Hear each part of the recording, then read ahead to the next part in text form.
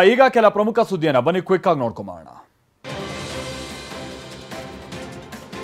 ಅತ್ಯಾಚಾರ ಆರೋಪ ಪ್ರಕರಣದಲ್ಲಿ ಮುನಿರತ್ನ ಅವರನ್ನ ಎಸ್ಐಟಿ ವಶಕ್ಕೆ ಪಡೆದಿದೆ. ನ್ಯಾಯಾಲಯ ಅಕ್ಟೋಬರ್ 5ರವರೆಗೂ ಎಸ್ಐಟಿ ಕಸ್ಟಡಿಗೆ ನೀಡಿ ಆದೇಶವನ್ನು ಹೊರಡಿಸಿತ್ತು. ಈ ಬೆನ್ನಲ್ಲೇ ಬಾಡಿ ವಾರೆಂಟ್ ಮೇಲೆ ಪರಪ್ಪನ ಅಗ್ರಹಾರ ಜೈಲಿನಲ್ಲಿ ವಶಕ್ಕೆ ಪಡೆಯಲಾಗಿದೆ. ಮತ್ತೊಂದು ಕಡೆ ಕಾನೂನು ಸಚಿವರು ಮುನಿರತ್ನ ಅವರ ಶಾಸಕ ಸ್ಥಾನದ ಅಮಾನತಿಗೂ ಆಗ್ರಹ ಮಾಡಿದ್ದಾರೆ. ಇದು ಕ್ಷಮಾರ್ಹ ಅಲ್ಲದ ಕೃತ್ಯ.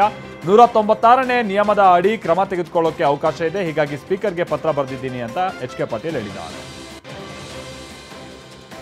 ಬಿಜೆಪಿಯಿಂದ ಉಚ್ಚಾಟನೆಗೊಂಡಿರುವಂತಹ ಈಶ್ವರಪ್ಪ ನಿವಾಸದಲ್ಲಿ ನಡೆದಂತಹ ಸಭೆ ತೀವ್ರ ಕುತೂಹಲವನ್ನ ಕೆರಳಿಸಿದೆ. ಇದಕ್ಕೆ ಕಾರಣ ಸಭೆಯಲ್ಲಿ ಬಿಜೆಪಿ ನಾಯಕರು ಭಾಗವಹಿಸಿದ್ದರು. ಬಿಜೆಪಿ ಶಾಸಕರಾದಂತಹ ರಮೇಶ್ ಜಾರಕಿಹೊಳಿ, ಬಸನಗೌಡ ಪಾಟೀಲ್ ಯತ್ನಾಳ್, ಮಾಜಿ ಸಚಿವ ರಾಜು ಗೌಡ ಸೇರಿದಂತೆ ಹಲವು ನಾಯಕರು ಸೇರಿ ಚರ್ಚೆ ನಡೆಸಿದ್ದಾರೆ.